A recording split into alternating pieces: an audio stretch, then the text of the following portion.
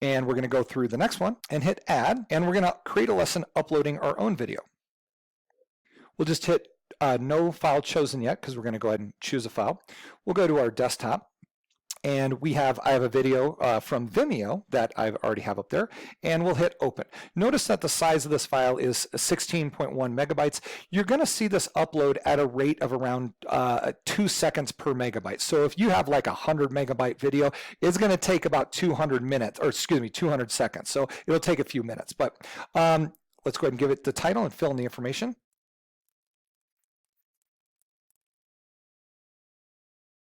And we'll hit start video upload. Now you have to put in this information for the video because you're actually creating a video. Now they'll create lesson pop-up comes up, and you need to fill this information as well. And we hit add lesson to course. At this stage, we're brought back to the editing page, which is where you can put in your questions. And I'll let you know that it's typically good practice to put in a question about every, say, 2 to 4 minutes or so, that it engages the students and keeps them from kind of zoning out. You may actually even want to do questions a little bit closer together. That being said, it's important that you don't want to do questions kind of like I've done here, is back to back to back, because one of the features with Brainits is that when a student gets a question wrong, it kicks them back in the video, and it reteaches them in that information that they either didn't understand or didn't hear the first time, or maybe weren't paying attention to. So it forces them back, and it forces them to learn the information. At this stage, we're going to go ahead and back to the teacher portal. I'm just going to add that one question in, and now we've created 3 different types of videos. We're going to go ahead and do a 4th one, duplicate the lesson from the library, and this will allow us to take a lesson that another teacher has had and use that in our own class, and allow us to be able to modify the questions if we want. So we can, once again, search the lesson library here, different subjects and grade levels, but for now, I'm just going to choose plot diagram.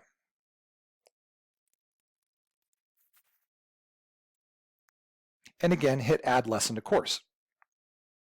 At this stage, we will see this video with this teacher, which again happens to be me, and all the questions that they've embedded throughout this video instruction. So you can see that this video is pretty long video, and these questions come up, looks like they're coming up about every 50 or 100 or so seconds. So this first question, we can look and say, note that you can drag the pop-up out of the way. Oh yeah, I mentioned that, and maybe a nice question or a pop-up message that the students would want to hear or see. Let's say you want to remove a question. You can do this, delete that question. You thought, drinking tea is not important. We want to go ahead and delete that. Maybe my students already know that they can drop, and maybe I don't want to do that. I want to make sure you take notes.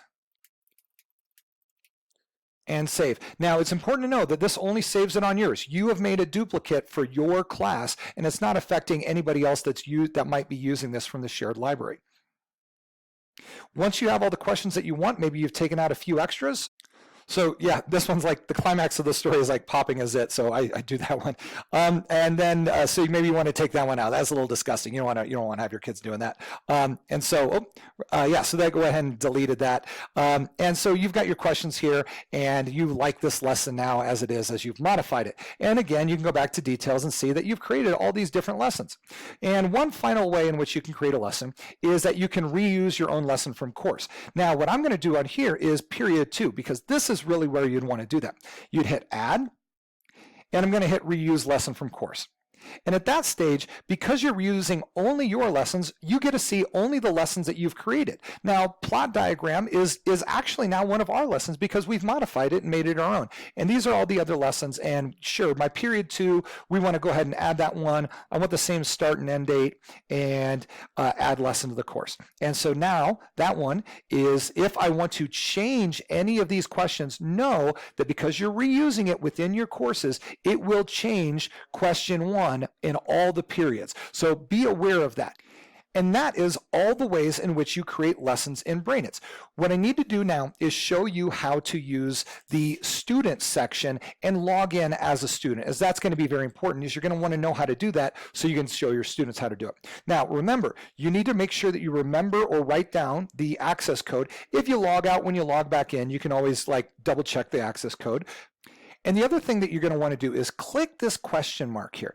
This is really important if you have students that are under the age of 13. If you have students under the age of 13, as a teacher, you need to make sure that you have parental permission for your students to create accounts that it is what is called collects personally identifiable information. So if you want your students to have an account where their first name and last name and email is present, you need to make sure that you have parental permission. And typically most schools have an opt-out letter that goes to parents that says, hey, we use a wide variety of computer programs, and if you don't want your students to use them, please send us a letter. Typically, but talk to your administrator. A lot of schools will do it that way. But if you don't have parental permission, don't worry. There is a way that you can still use Brainits, and I'll show you that in a bit on how your students can use this without collecting personally identifiable information. But for now, write down this access code, and we're going to go ahead and log out and create a student account. Tell the students to go ahead and hit register. I'm a student, and their age. If they're 13 or over, they're going to put in their age, and then they type in their institution. Now remember, for us, our institution is test institution. So they can either just scroll down, or they can start typing it in and hit next. That way it allows them to get in, and they can start putting in their information. If you have students that are under 13, go, I'm a student, and they hit next, it's going to ask them for the code. If you type in the code, and it's really important to note that that code changes every single day. So once they've used the code, though, they don't need the code anymore. They've created an account. But if tomorrow you have a student that comes in, a kid can't share that code. That code will be different tomorrow. And you just log in as a teacher and see what the code is for that day. And if you have the code, you hit submit, and the student would put in their information here. But again, if you have a student that is under 13 and doesn't have the code, they would hit this. At this stage, the student would put in a username and password, and maybe they put in Cubs fan. And because that's the username they really like to do, it's important to note also that the password only has to be 6 characters long. Capitals, numbers, letters, doesn't really matter. And at this stage, you'll notice that the username forces the student to put the first 2 letters of their institution in front of the username. And that's just another little security feature, because if that student uses Cub fan as their username and that same password for all sorts of sites, and any one of those sites is hacked, that hacker could access all the other sites that they use that username and password for. So the student reads the terms of service, clicks I've read and agree, and they come to this page. At this stage, they've created an account, but they haven't merged with any teacher class. So they need to add a course. They will select you as the teacher. Now, this is the tester institution, so all of our testing goes on this site. And then the actual course. Let's say they're supposed to be in class period 1. They hit period 1. And now this is where that access code comes important. And then hit enroll. They are now merged into your period 1. If they happen to be in another class, they might select another teacher, another course, another access code, and then they would see that next set of their lessons come below. You'll notice that it shows the start date and the end date of the lesson, and when the student is ready to watch intro to punctuation, they hit enroll, and the questions come up. Students get the question right. They move on. If they get the questions wrong, they're kicked back. And again, students can move this out of the way as they need. Here, I only put in some of the answers, so I see that my similarity index is 20, but I can see like, my answer wasn't quite that similar. This is what the teacher is wanting. The title of the video is semicolon, colons, and dashes. Again, it's not the end-all be-all, but it kind of lets the student know like, hey, it looks like you were a little off. This is what the teacher was looking for.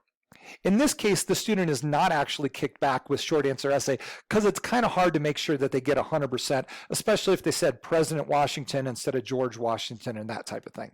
If the student wants to suspend their progress, they hit suspend at any time, and then they're brought back to their page. And you'll notice that changes to in progress. We'll go to the next one, bill becomes a law.